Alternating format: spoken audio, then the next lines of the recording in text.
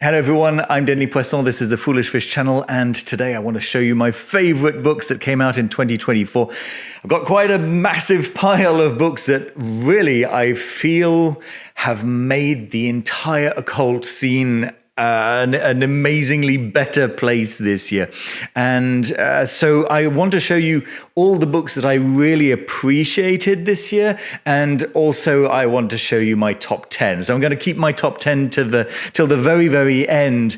But oh my word, like any other year, I think that the books that didn't quite make it would have been definitely in the top 10. There's been so much amazing stuff this year. So not quite so many super beautiful hardcovers, although there have been one or two, and I can't wait to show you those.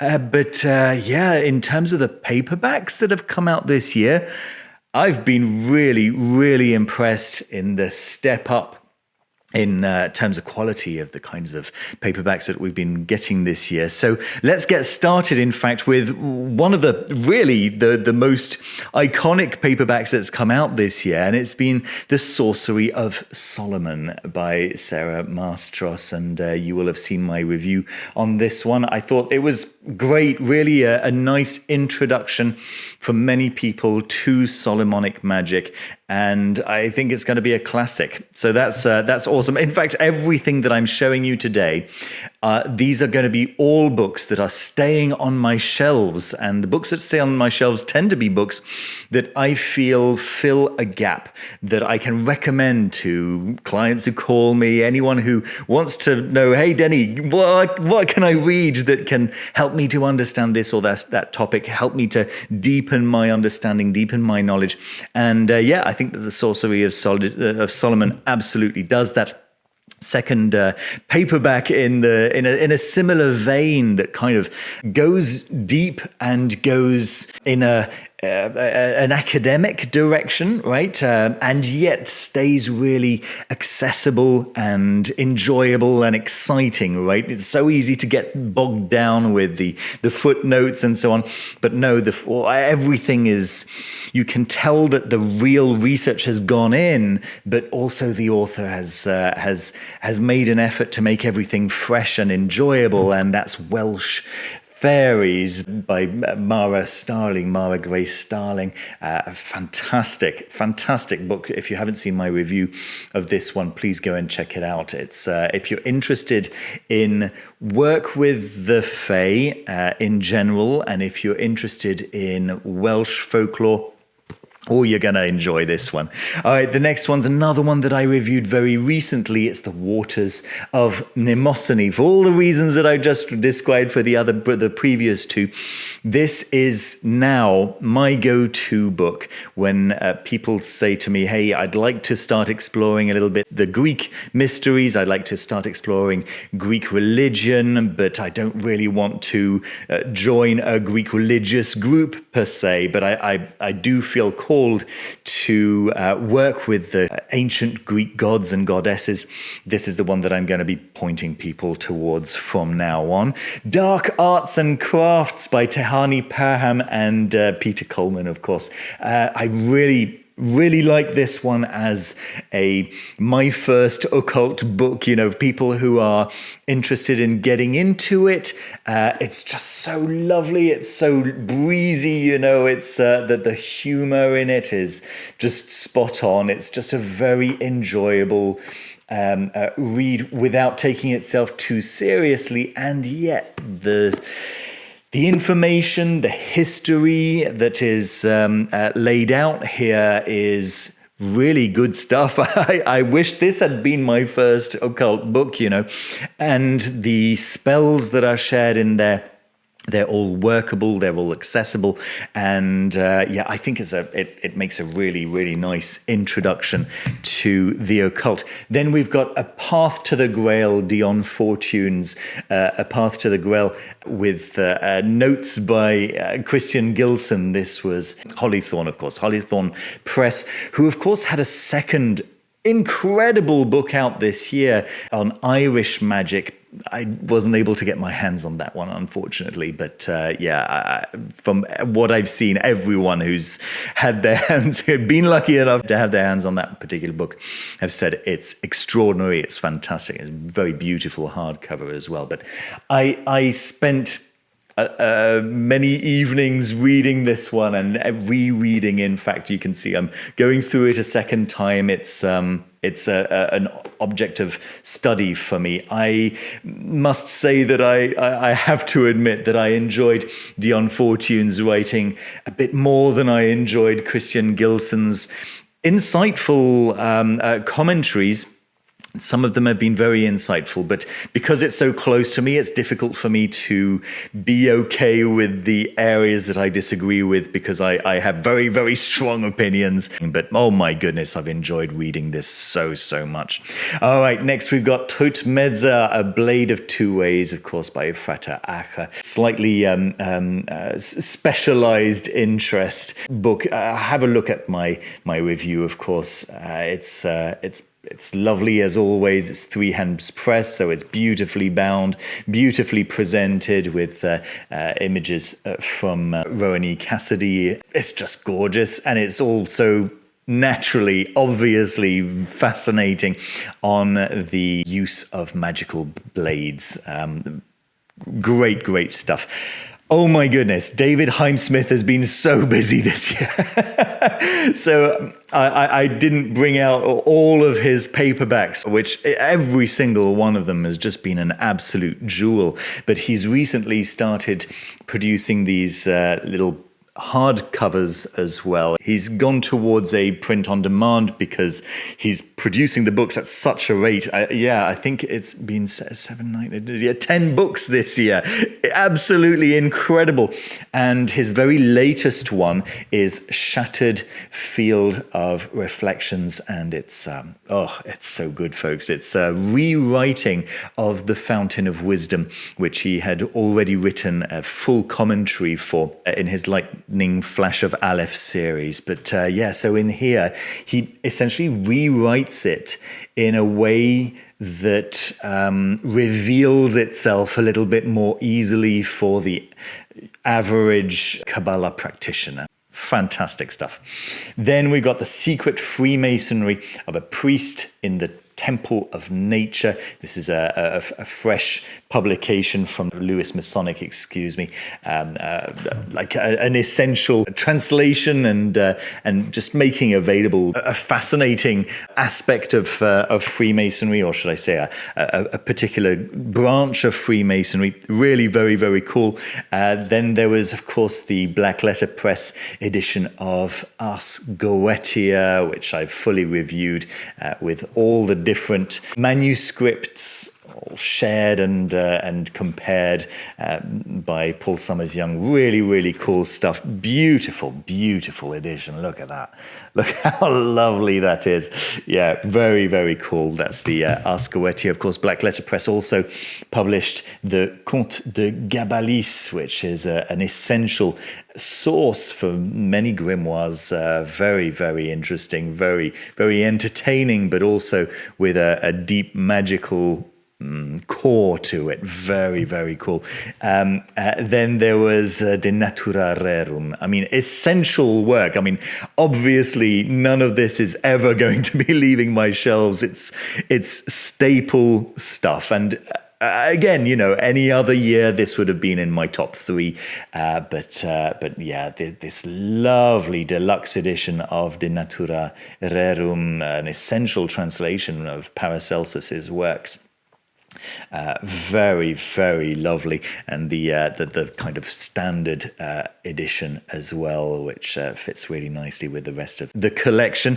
And then Stegonographia, books 1, 2, 3, and 4, of course, by Stephen Skinner, an essential work which was missing, and now we have a Stegonographia which is accessible to all, and so that's really really nice. Okay, let's get on to my top 10. I mean, if these are the books that didn't make it onto my top 10, you can just start to imagine the quality of what is, in fact, in the top 10. And number 10, we've got Bedeviled.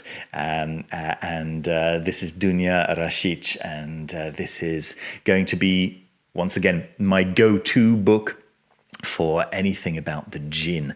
I reviewed this at the very early days of 2024. This was released, I think it was released in January. I feel so privileged to have one of the few hardcovers which were, exorbitantly priced, but now the paperback is available. I think many people will be very well served picking up a copy of Bedeviled, Mysteriorum Libri Quinque. This is the third edition, 40 years after the first edition, with an additional 40 years worth of work, of tweaking, of discoveries and sharing knowledge by Joseph Peterson. It's a master at work, and it's the result of decades of work, and it shows. And it's just a delight to read John Dee's 5 books of mystery. Extraordinary stuff.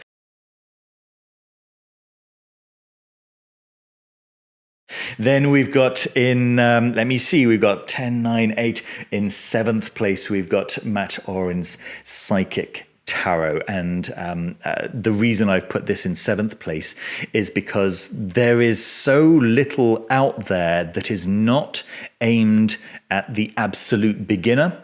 So this is not your usual tarot book that tells you what the Ace of Swords means, or the Ace of Wands, or whatever. It's not telling you the basics of tarot. This is telling you how to read the tarot psychically, and how to tap into your own abilities when you're reading the tarot. And it's written by one of the masters in the field, Matt Oren, and it's just brilliant stuff.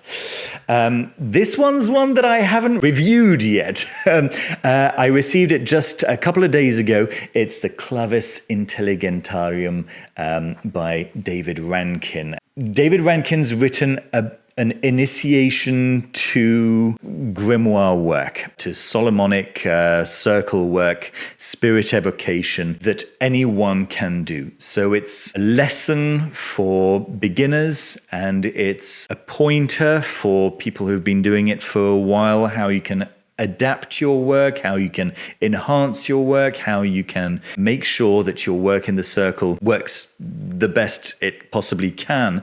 And it does so working with the planetary intelligences. It's so good, folks. It's so clear, easy to work for the 21st century practitioner, approachable, and yet David Rankin's understanding and deep knowledge of traditional grimoires just comes through, and all of his adaptations are in line with what would be acceptable in the grimoire tradition, and it's great. It's absolutely fantastic. Can't wait to show you in a proper full review. Okay, let's see. Where are we up to? 10, 9, 8, 7, 6. Number 5 is Unquiet Voices, and you can see I put a plastic cover on that. That really should tell you how much I expect to be using this one. This is by Rob and Noni Douglas, and this is the magical art of laying ghosts, so putting ghosts to rest. And what I really appreciate about this book is the categories that the authors give us, right? So obviously categorizing anything is a mistake, right? It's obviously going to end up being a mistake, but it can be useful as long as you understand that it's necessarily going to be faulty at some point, right? Categorizing is just something that we like to do as human beings, but it doesn't correspond to reality. Nevertheless, the categories that the authors give us in this book for the categories of spirits, and what you can do if a spirit falls into one category versus what you can do if a spirit falls in a different category, it's very useful. There we go. So yes, it's going to be one of my super recommended books. Okay.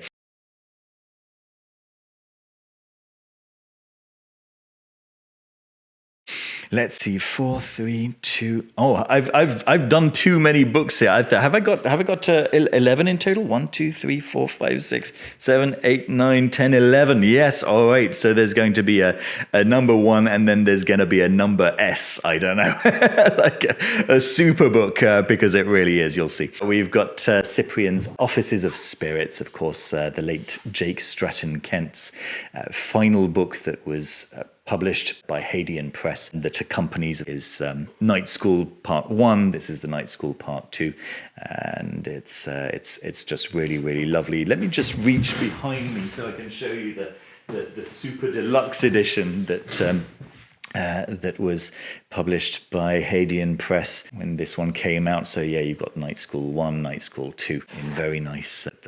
Okay, you get the general idea. Very important work, you know. I mean, Jake Stratton Kent was one of the greatest, and those 2 books, his Night School volumes 1 and 2, were all about making grimoire magic accessible, and that's what I'm all about, you know.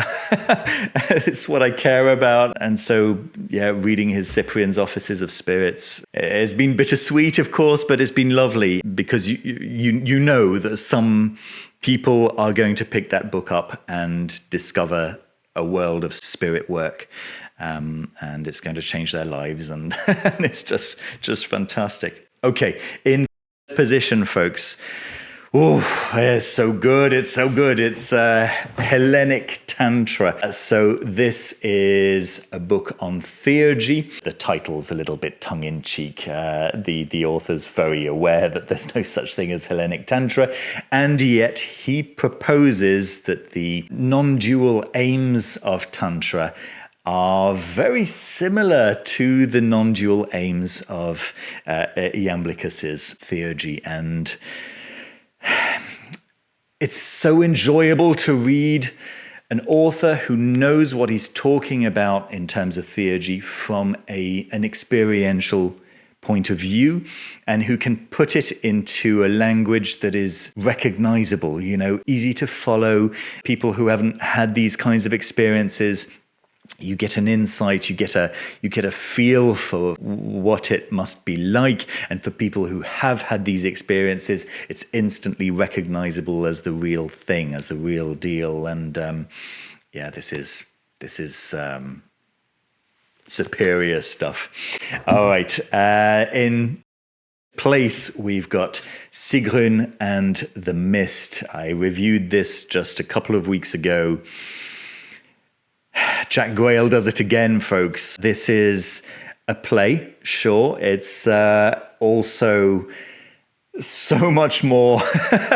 I think this is one of the great books of our era, in fact. Go and check out my review of it. I say a lot more about what I think about this extraordinary, beautiful book, with Shani Oates' wonderful commentary in the back, including some bind runes for our use.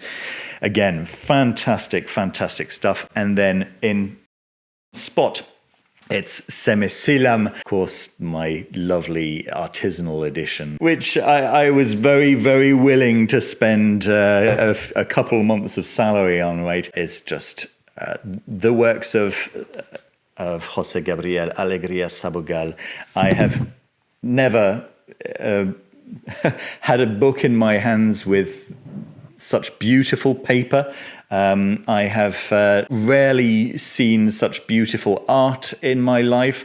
The construction of the book is the height. There's nothing that can possibly compare, unless it's the sister volume Yao. It's perfection. It's perfection. Just full stop. Which leads me to that S-tier book, right? I think the one that will be remembered, the one that will be still talked about in 10, 15, 20 years' time, that people will still have on their shelves, that will be in its, 19th edition or whatever it is. And it's the Moon and Serpent bumper book of magic, naturally, right? Alan Moore's introduction and Steve Moore's introduction to magic. It's got everything. It's the introduction that you wish you had. It's the insights into the history of magic, putting everything in its right place, and it's fun to read, and it's absolutely beautiful. It's just it's wonderful. It's just wonderful. There we go. That's I've done a full review of this, so go and check that one out as well. There we are, folks. That's a little glimpse at the fantastic books that we got in 2024. I feel so privileged, folks, so privileged that we live in a time where there's a care to quality in both the container and the content that goes beyond what have in previous decades been, attempts at grabbing at the gullible's pockets. That continues going on nowadays, right? But we also have great quality stuff, really, really great quality stuff. If you can discern the wheat from the chaff, the wheat is good, folks. It's so good. It's a pleasure to read great books on magic, and we have some really good ones coming out, folks. We have some really, really nice ones.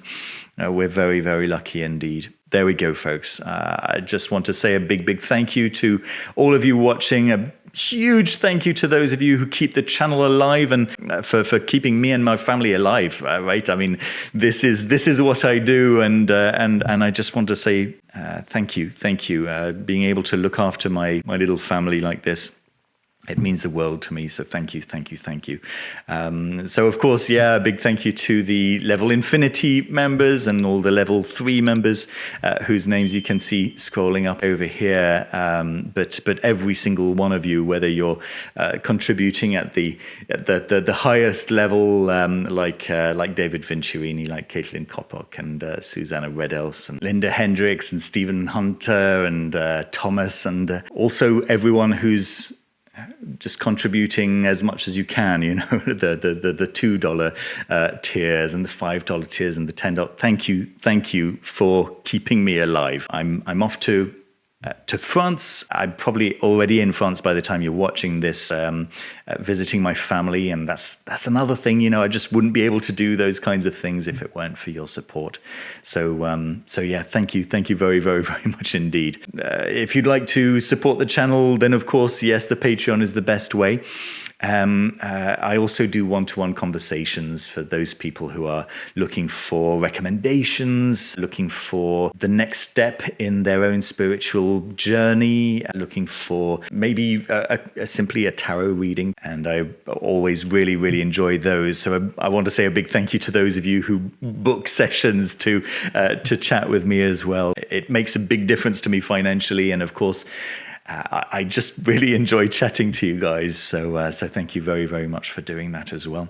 And I just want to say very happy winter solstice, very happy Christmas for those of you who celebrate, very happy Hanukkah to those of you who are celebrating, and any other enjoyable festivities that you might be having at this time of year. I hope you liked the video.